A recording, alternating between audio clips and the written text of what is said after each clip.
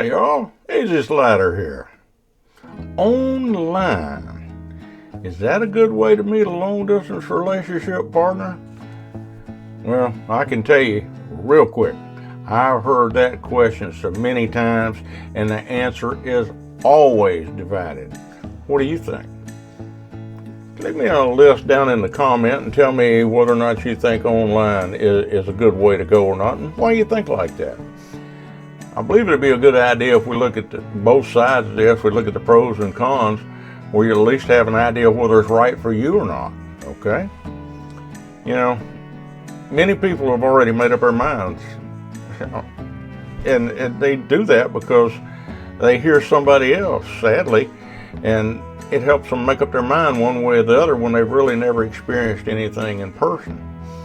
Maybe you heard their Uncle Bob had met a girl online and she scammed him. So online, must be bad, all right? While another person will say his best friend met a girl online and everything just went great. Okay, similar to drawing a line in the sand and just stepping to one side or the other. But why don't you and I take a little look and make up our own minds on this. If you go online and do searches, you're going to find a lot of dating sites. And to be honest with you, some of them are not honest. That's a fact.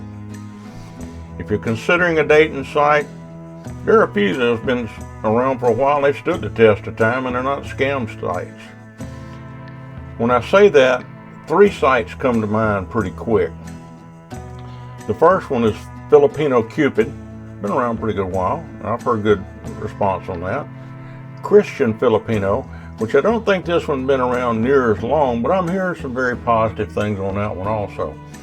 And then the last one I know that's been around a long time, maybe the longest of all of them, I'm not sure, is Cherry Blossoms. That's blossoms with an S on the end. They talk about a lot of people on their site getting married. And these have proven that they're honest sites. And if you go with one of these, I think you're going to be pleased, all right?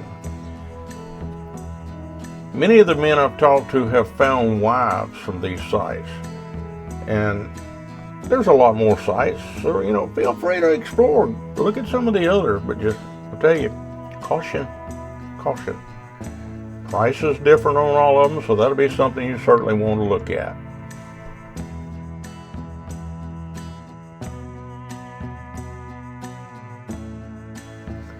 Allow me to give you a personal story. I'd gone on several different dating sites in years past and mixed results. Not all of them were Filipino sites. There were different areas of the world.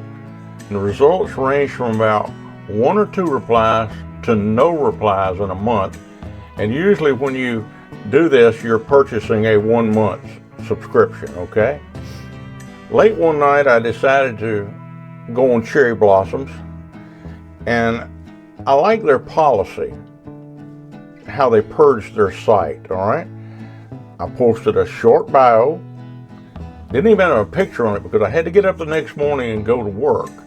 So I was kind of rushing. Well, much to my surprise, the next morning I had many replies, actually more replies than I had ever gotten from any other of the sites I had gone on. Within 1 month, I had so many replies, I couldn't answer them all. I found out real quick this was an active dating site, very active. Let's talk about the cons. Not a lot.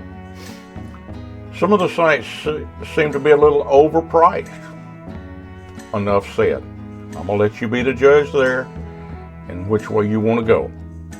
Another huge problem is when a site don't purge its women regular. This is a real problem. Maybe the girl loses her internet. Or maybe she gets married. Or maybe she just decides she don't want to be on the site. Well, what happens then if they stay there and the site don't purge them off of the list? You might be writing to somebody that's not even on the active list. You're going to be wasting your time. And certainly if you find somebody there that if you're looking at their bio and their picture and you're really interested, it's kind of a letdown if you write them and you don't get any kind of response back. And I know this happened to me as I learned more. Some of the sites I had paid for didn't purge their sites. Some of the pros have a large number of women to choose from and to write to talk to. You've got their bios there. You can read a little bit about them. You can learn about them. So that's really good, and it gives you a lot to choose from in a short period of time. It's very easy to meet somebody there. Super easy. It don't matter whether you send them a message or they might send you a message, okay? Either way. But I'm going to tell you, just as quick as someone would say that online was a good way to meet a woman, somebody else is going to tell you that's not a good way to meet a woman. Well, there's a school of thought that says that you don't try to meet anybody until you get there. That same school says that when you first arrive, you don't want to be stuck with just one girl, all the time. You might want to meet several women. Okay, in all fairness, there's some truth to that. Here's why. Probably when you first arrive, unless you came from a huge city, you'll be surprised at the number of people there that you see.